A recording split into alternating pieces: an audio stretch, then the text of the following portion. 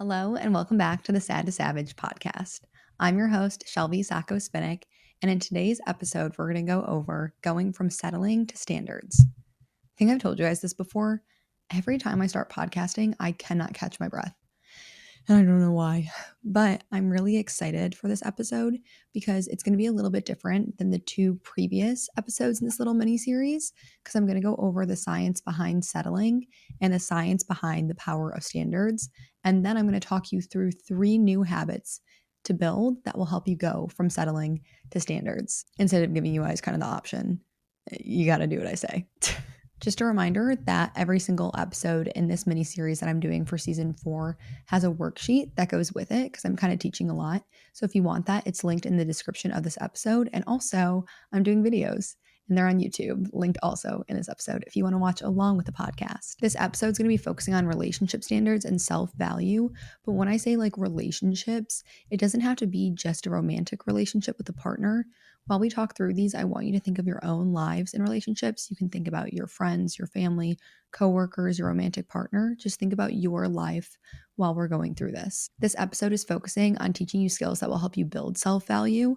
And then at the end of the episode, I'm going to share my own experience with it, the habits that we're teaching, and how they personally have helped me from my previous relationship before my marriage. Now, to kick things off, I want to talk about what is settling.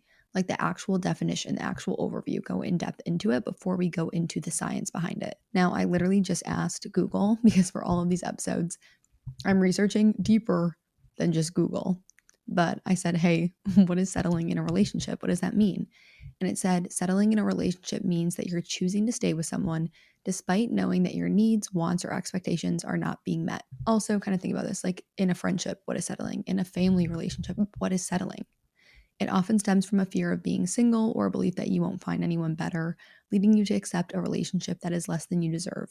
It's different from making healthy compromises, and it can involve a lack of spark, significant incompatibility, and lead to feelings of being trapped or unfulfilled. Key aspects when it comes to settling would be that your needs aren't met, your wants aren't met, your desires are not being met within that relationship. Another key aspect could be a fear-based motivation, that you're scared to be alone, a fear of not finding anything better, or that any relationship is better than no relationship.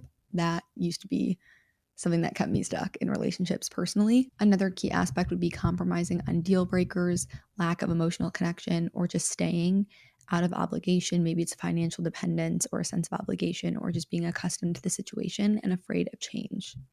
Now, I want to get into a little bit of the science on why we settle or just look more into settling. One big thing is having loss aversion, which is basically when our brains do not like to lose something. They hate losing something more than they like gaining something. Because remember, in the last episode, we talked about how our brains function is literally to keep us safe. And that's scary. Like losing something is scary, opposed to that new thought that, oh, maybe we're going to gain something from this new opportunity. Maybe we're going to do this. Maybe we're going to do that. It's protecting us. Our fear, it protects us. But in this situation, it almost hurts us. So people stay in situations that aren't good for them because that idea of leaving feels riskier than that reality of staying. Another thing that I learned while researching settling was cognitive dissonance. I think that's how you say it, which is when your standards do not match your reality, your brain tries to literally reduce discomfort by adjusting your standards downward. So for example, say you want someone who's emotionally consistent, but that partner is inconsistent, then you tell yourself, oh, I'm asking for too much. I need to accept this. Oh, they're just not capable of that. That's just how they are, right? That it's lowering your own standards. Another thing that I learned is that when you settle, your brain literally learns to accept less, which is neural conditioning. So when you repeatedly accept less than you need or you deserve, because sometimes when you get in a relationship or a friendship or in a situation, you don't immediately know like what's going on all the time, right? Like you might think this person is incredible and great and amazing. And then 3 months in, you're like, why, what? You're like, hold on, why are you actually not who I thought you were? You have to be with someone to understand and to learn, or be friends with someone to kind of see the inconsistencies. Like you have to give yourself grace and almost a learning period with everyone that comes into your life. But they're also, when you settle, it's accepting that as your life, not as the option of, oh, I deserve better. Oh, I don't need to be in this situation. And so when you continue to accept it, once you become aware that it's not right for you, That is the neural conditioning.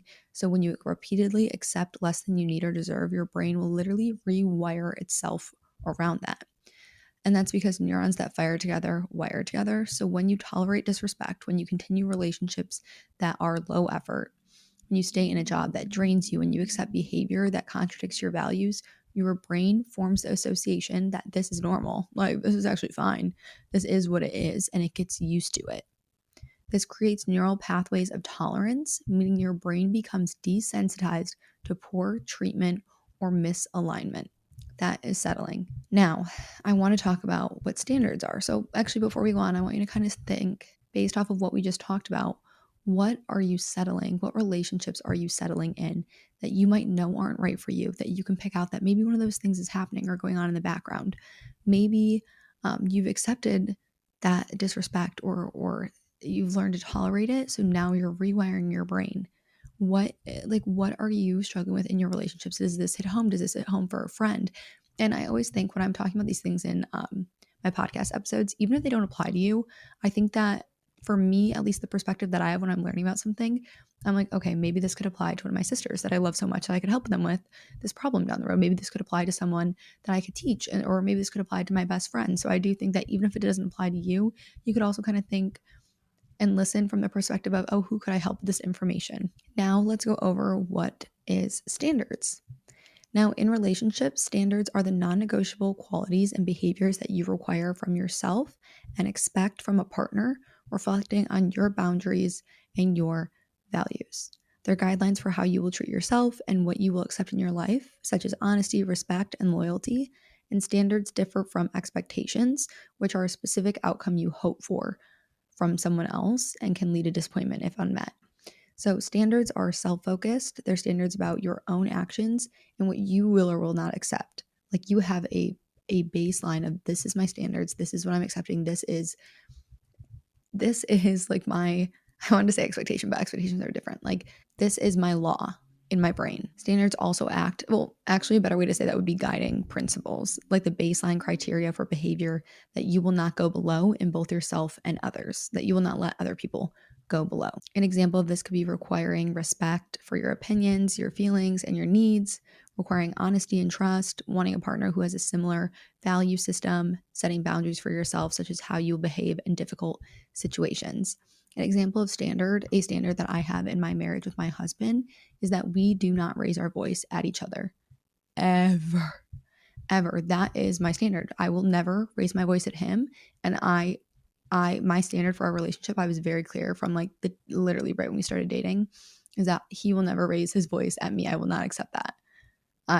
That is my baseline. I will not be in a relationship where that is normal or a thing. And I'm not judging you if you do yell or raise your voice. My perspective on it, and everyone is completely different. I was raised in a family where when my parents would fight, they would scream and yell.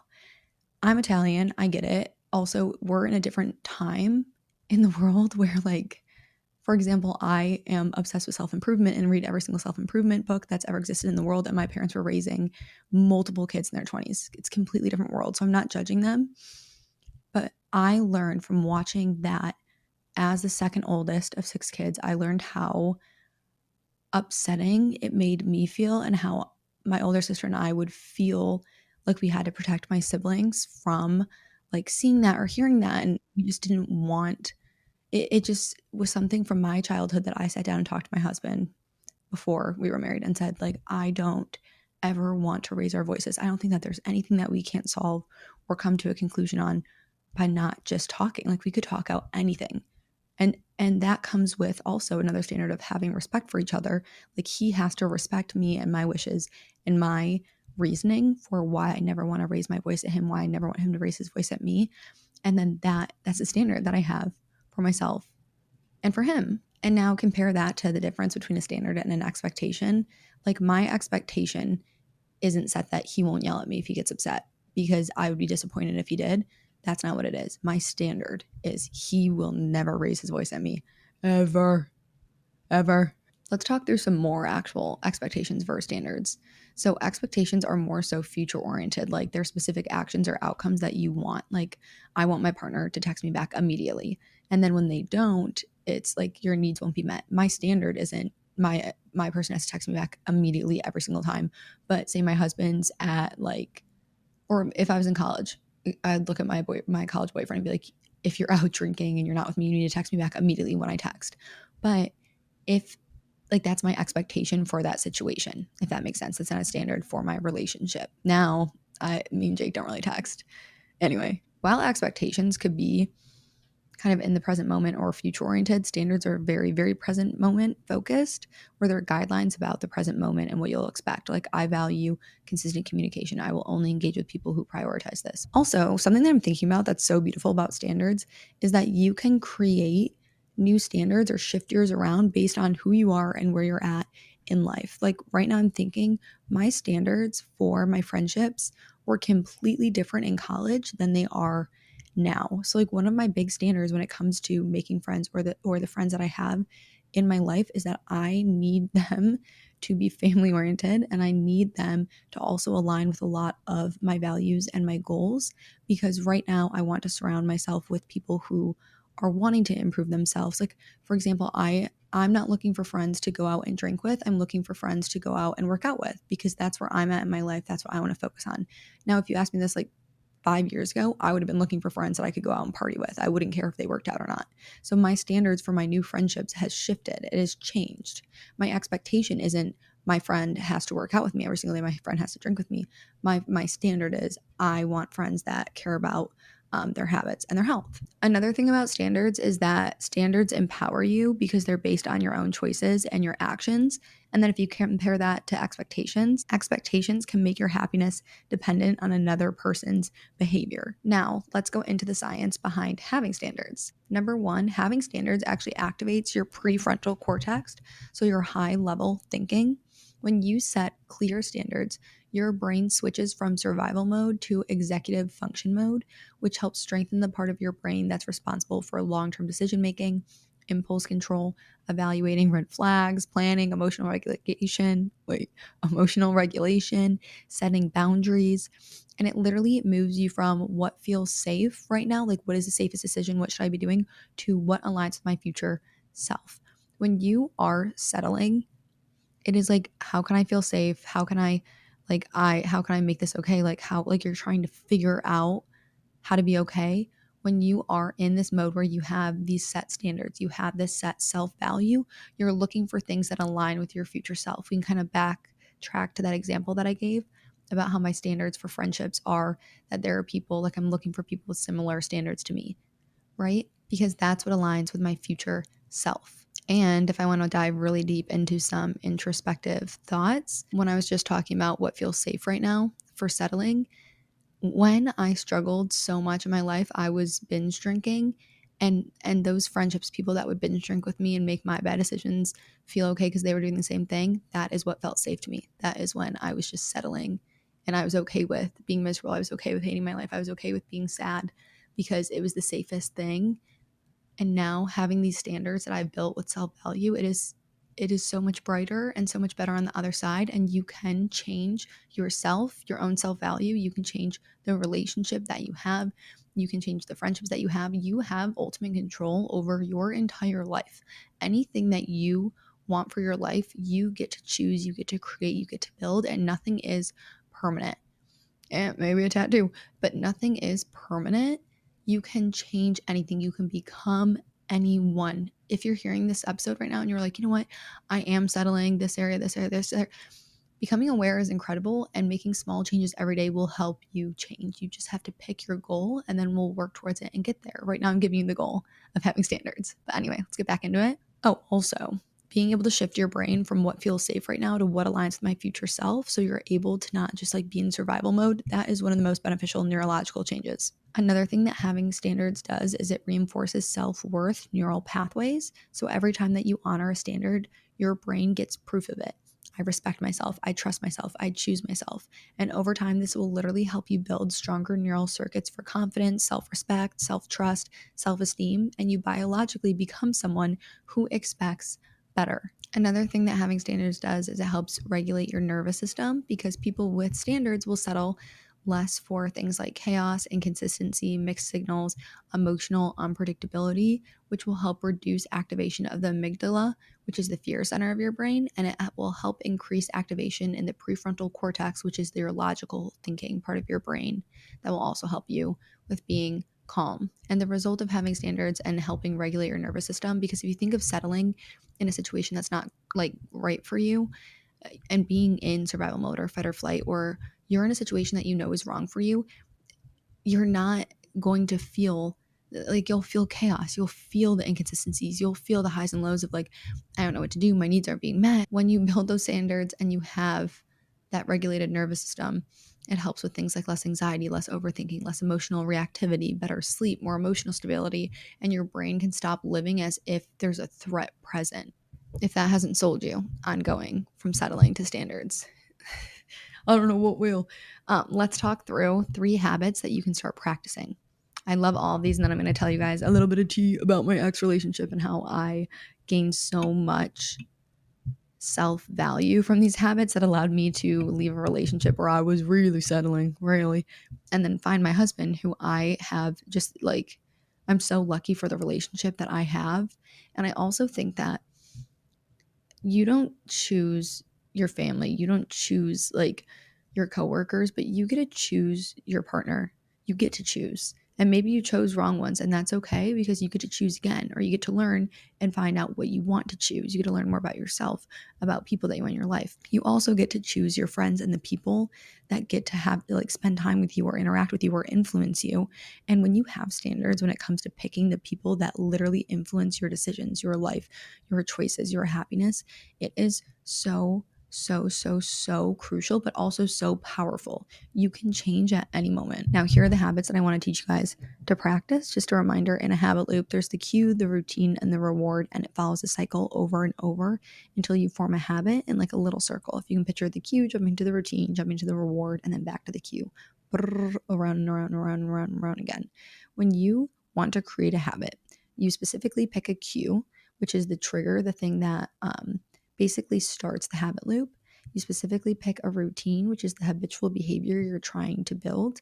And then you specifically pick out a reward, where you try to think through, what is the reward that I'm working for in this habit loop? So for example, if I wanted to create the habit of reading, I would say, what's my cue going to be? Every single night at 8 p.m., once I get into bed, that's going to trigger the habit of me reaching over, reading a book, and getting to go to another world, because I use books right now to feel like I'm anywhere else, because I'm cooped up at my house because it's winter in Michigan. Then the reward could be, okay, I'm getting little spikes of dopamine because I'm so happy, or oh, I'm getting in bed and I'm getting off my phone and that makes me feel better internally, that I'm not just doom scrolling every night. Like, you think through what those 3 steps are, and then to repeat it over and over and over and over again. Anytime that you get that cue, you intentionally are aware of it, building that habit, right? And you repeat it. And the more that you repeat habits that you are intentionally building, the stronger the neural pathway is going to be in your brain, and you create an automatic behavior. Habits, the point of them are that they're behaviors that you just do. You don't have to think about. So you can train yourself to become anyone by changing and intentionally creating habits. Anyway, that'll be on the worksheet, because I was just talking. The first habit is the micro non-negotiable habit. And this habit that I want you guys to learn is to do one small thing every single day that honors yourself, even when it is inconvenient. So for example, say you decide that I'm going to go on a 10-minute walk every single day. You're keeping that promise to yourself. You made that commitment to yourself. You're showing up for yourself. You're telling yourself you deserve these 10 minutes to do this thing that's going to improve your life. And you're teaching yourself that you can show up for yourself, that you can build that habit, that you are worthy of that 10 minutes, of that time, of the choice to continue to show up. Maybe it's making your bed.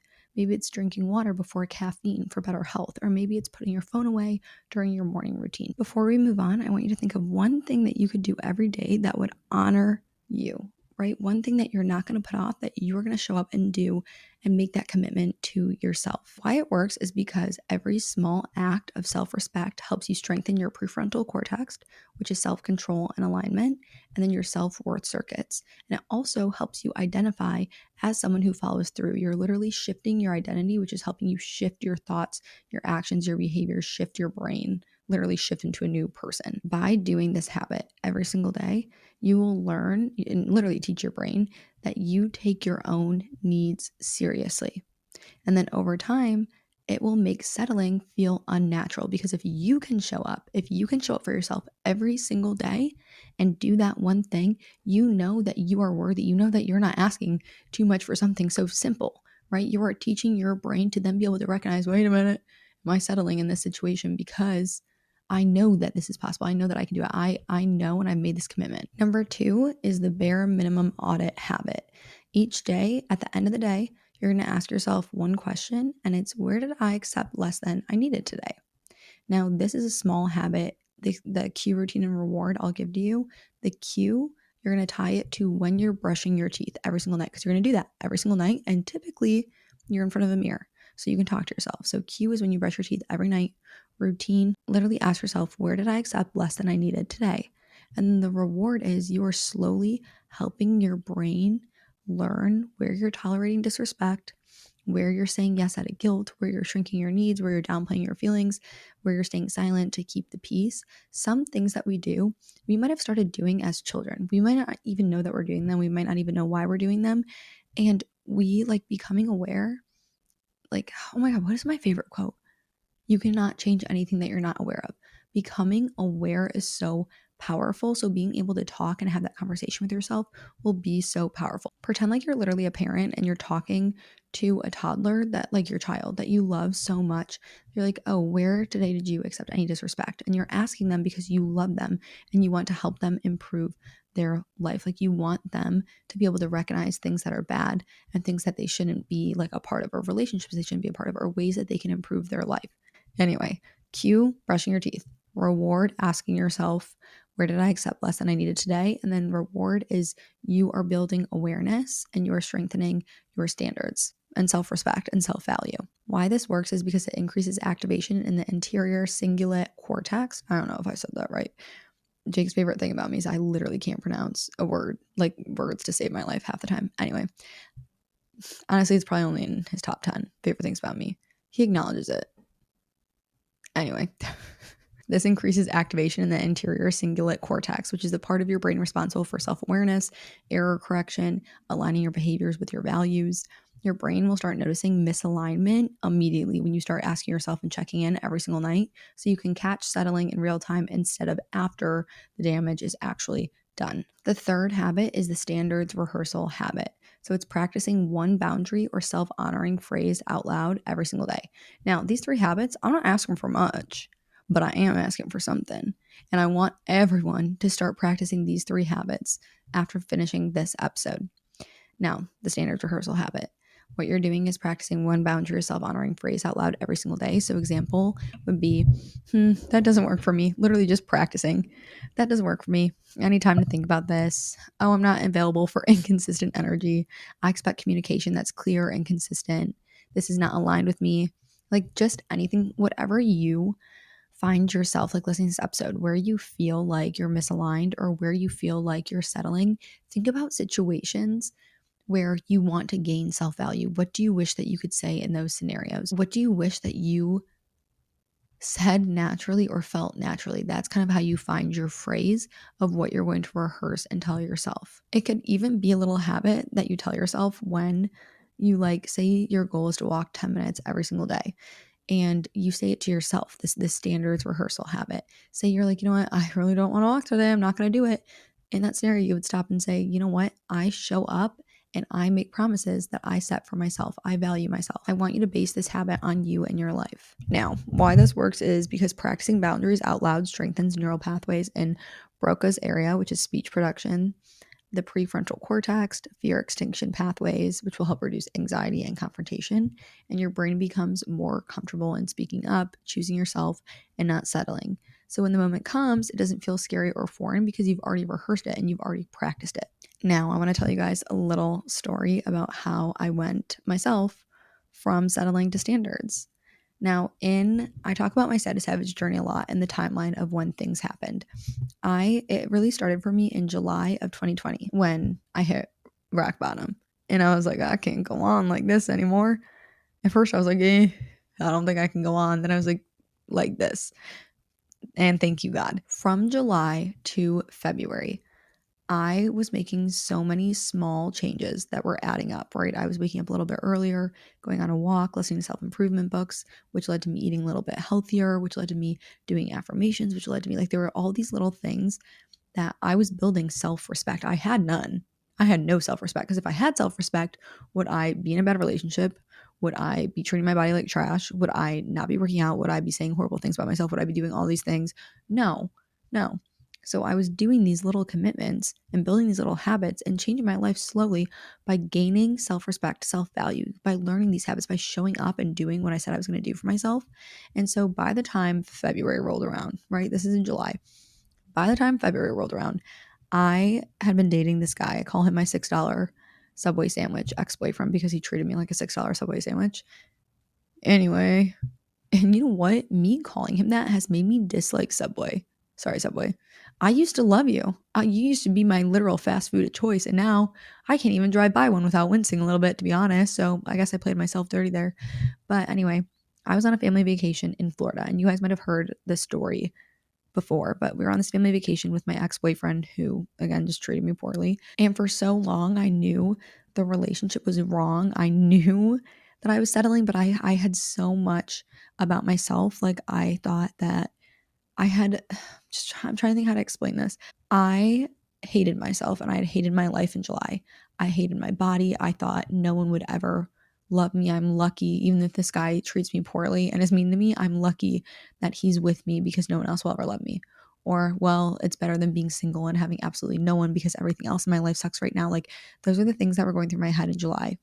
When I started growing and changing my life and showing up and building that self-respect, it truly, what these habits say, what we just talked about, I started realizing that the relationship no longer was for me. It no longer aligned with me. I was not someone that accepted this like barbaric, weird behavior. I was not someone who, like, I had the standard in that relationship too. We do not yell at each other. And he would just like scream at me, the standard out the window. And what that would do is then cause me to, like, I would be mean back and I would scream. And I'm like, I don't want to be this person. This is not who I want to be. Like, how am I in the situation? And it would just happen over and over and over and again. It was so like everything about anything, like the most disrespectful things that offended me or upset me would be said to me over and over again. And I would just accept it. Or the same actions he would like that would happen. It would be like clockwork over and over and over and over and over again. And I just settled and I just accepted it. But then, and I'm also, by the way, I'm not saying that I was a perfect person in this relationship, because remember back in July, I hated everything. I was sad. I was at rock bottom. But as I'm growing and building, and I'm in February, I'm realizing this relationship does not align with me. He does not respect me. He does not, I literally wrote this in a journal talking about why we had to break up. He does not respect me. He does not like support me. I do not feel like loved and encouraged in this relationship. I felt like I was self-sacrificing staying in that relationship. I knew that I could not grow and become the person that I was supposed to be if I stayed in that relationship.